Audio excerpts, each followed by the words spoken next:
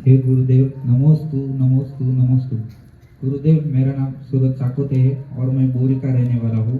गुरुदेव, मेरा यह प्रश्न है कि जैसे कि कल रक्षाबंधन का त्यौहार है, जैसे कि हमें पता है कि हमारे बहन के प्रति हमारा एक कर्तव्य होता है कि अपनी बहन की रक्षा करना है। तो गुरुदेव, हमारा भी एक गुरुदेव के प्रति एक फर्ज होता है, कर्तव्य होता है कि गुरुदेव के प्रति हमारी कैसी श्रद्धा, कैसी भक्ति और कैसा समर्पण होना चाहिए और गुरुदेव के प्रति हमारे कई कर्तव्य होने चाहिए। इसका मार्गदर्शन कीजिए। नमोस्तु नमोस्तु नमोस्तु। अच्छा प्रश्न किया है।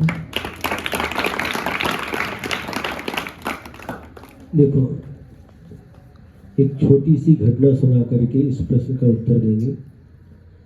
एक व्यक्ति है और वह व्यक्ति कलाकार है और वह उसके पास कला है, रस्सी के ऊपर चलता है। लगभग 6-7 मंजिल 100 फुट ऊपर से एक छत से लेकर के दूसरी छत तक रस्सी बांधी गई और बीच में लगभग 200 फुट का गैप है और ऊपर से नीचे तक 100 फुट का गैप है। और वह व्यक्ति, उसके साथ में उसका बेटा है। पूरी जनता चारों तरफ इकट्ठी हो गई और उसने कहा, देखो मैं इसके ऊपर चलता हूँ। हमने देखा, रही ये 100 फुट ऊपर है, यदि कुछ हो गया तो ये बचेगा नहीं, नीचे गिरा तो नीचे पत्थर है, दगड़ है। तो उसने कहा, हम चल सकते कि नहीं, हम इस बिल्डिंग से लेकर के उस तक पहुंच सकते कि नहीं? हाँ पहुंच सकते हैं। तो ठीक है, हम चलते हैं। तो लोगों ने कहा, रहने दो, हम अब विश्वास है हमें कि आप पहुंच सकते हैं। लेकिन फिर भी नहीं, विश्वास तो है, लेकिन अभी आप देखिए हम किस प्रकार से जाते हैं। और वह एक बिल्डिंग से उस रस्सी पर चलते धीरे धीरे करके दूसरी बिल्डिंग पर आते हैं। लोगों ने तालियां बजाई। अब विश्वास हो गया आप लोगों को कि नहीं, कि हाँ हमें विश्वास हो गया कि आप रस्सी के ऊपर चल सकते। इतना कितना मीटर? 200 मीटर तक चल सकते हैं, हमें पूरा विश्वास है। किस किस को विश्वास हुआ? हाथ ऊपर करो। सबने हाथ ऊपर कर दिया। अब एक व्यक्ति आओ और मेरे कंधे पर बैठ जाओ और मैं उसको लेकर के पुनः रस्सी पर चल करके पार करता हूं। तो जमघट जमा हुआ था, सारी जनता, कोई भी आगे नहीं आई। आओ बैठ जाओ, देखो हमने चल के दिखाया, आओ बैठ जाओ। नहीं होगा, तुम जाओगे हमको भी लेकर के जाओगे। लेकिन तुम्हारा ये विश्वास अभी पक्का नहीं है। उसका एक छोटा सा बेटा था, बेटा आ मेरे कंधे पर बैठ जा। और बिल्कुल तुरंत सुनते ही कंधे पर बैठ गया। और फिर भी लोग कहे, रहने दो, हमें विश्वास है, आप नहीं रुको। और फिर उस बेटे को लेकर के उसने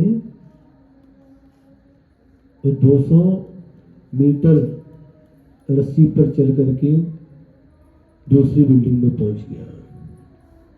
समझ में आया? पहले सबने हाथ उठाया, सबको विश्वास है कि हम चल लेंगे। लेकिन जब कंधे पर बैठने की बात आई तो कोई भी आगे नहीं आया। लेकिन वह उसका जो बेटा था, उसका जो बच्चा था, आकर के तुरंत बिना विचार किए कंधे पर बैठ गया। तो उसका जो विश्वास है, उस बच्चे का जो विश्वास है और जो पूरी जनता का विश्वास, इसमें अंतर है कि नहीं? क्या अंतर है? जनता का विश्वास सिर्फ विश्वास है, लेकिन उसको अंदर से विश्वास है कि हमारे पिताजी हमको लेकर के पार करेंगे। उसी प्रकार से जो हमारा विश्वास, हमारा समर्पण, हमारी भक्ति उस बच्चे की जैसे अपने पिता के प्रति है, उस प्रकार से होना चाहिए। क्या समझे? इस प्रकार से होना चाहिए कि बिल्कुल कुछ भी हो जाए नहीं। पिताजी ने कहा है, अब कोई किसी भी प्रकार से हमारे लिए कोई बाधा नहीं है। एक छोटा सा उदाहरण और याद आता है। एक गुरु और शिष्य है। कौन? एक गुरु है और शिष्य। गुरु शिष्य मतलब एक सामान्य, ऐसे दिगंबर गुरु नहीं, सामान्य गुरु जो लाल कपड़े वाले हैं या अन्य गुरु। तो शिष्य और गुरु जा रहे हैं। शिष्य की उम्र थोड़ी ज्यादा है। किसकी? गुरु की उम्र थोड़ी ज्यादा है, शिष्य की उम्र कम है। पिता पुत्र के समान दोनों में अंतर है। दोनों जा रहे हैं।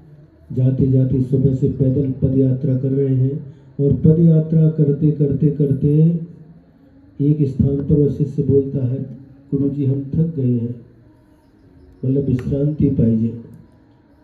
ठीक है।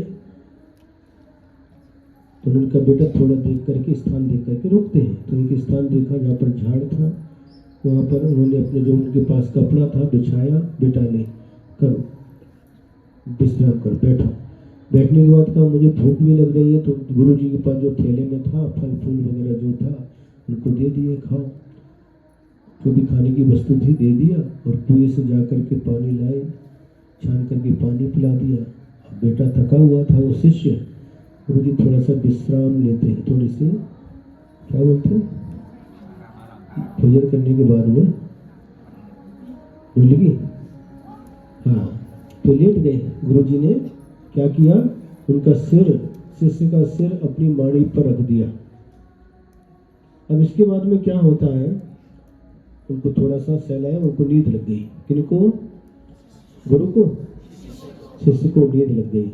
अब नींद लग गई। अब क्या होता है, थोड़ी देर हुई कि एक बड़ा काला, कौन, नागप्पा, हाँ, एक नागराज आगे सामने एकदम फड़ फैलाए, आंखें लाल हैं और निकल करके सामने आ गए। और जब सामने आ रहे थे उसी समय गुरु की दृष्टि उस नागराज के ऊपर पड़ गई। और पड़ गई तो उन्होंने कहा, गुरु ने कहा उनसे, हे इधर क्यों आ रहे हो? उस नागराज ने कहा, उस नाग ने कहा कि ये हमारा पिछले जन्म का दुश्मन है। कौन? शिष्य आपका। मैं आज इसकी जान लेकर के अपना बदला लूंगा।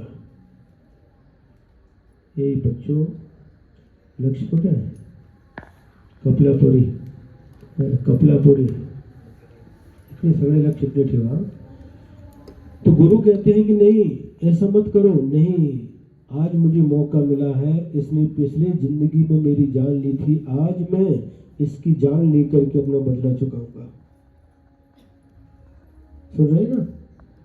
नहीं, ऐसा मत करो, उनको समझाया, लेकिन वो मानने के लिए तैयार नहीं हुआ। तो फिर कहा, ठीक है तुम वहीं रुक जाओ, आगे नहीं बढ़ना।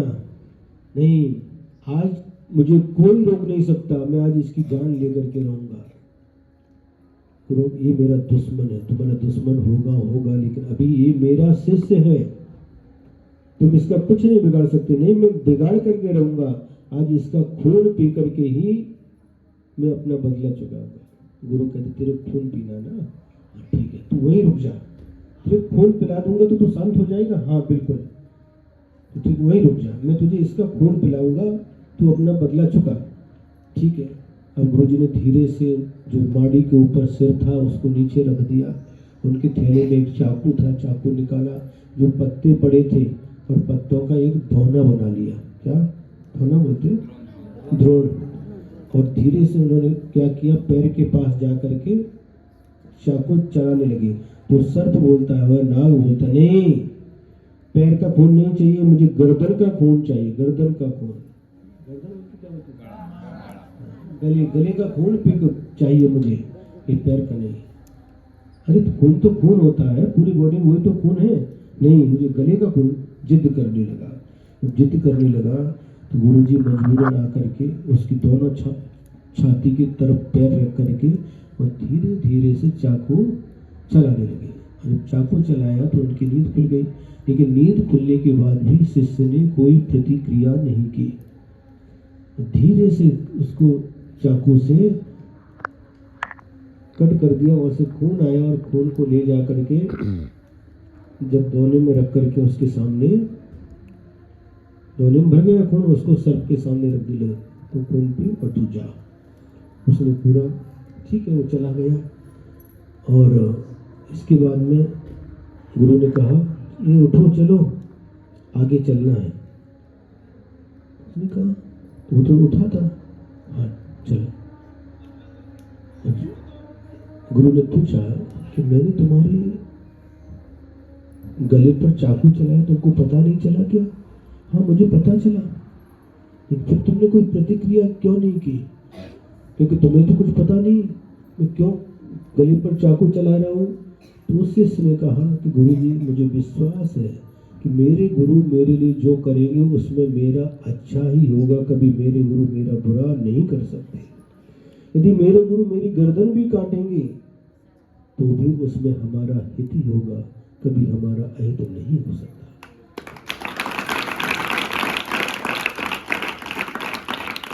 इस प्रकार का जो सच्चे देव शास्त्र गुरु के प्रति श्रद्धा विश्वास समर्पण होता है वही हमारा वास्तविक कर्तव्य होता है।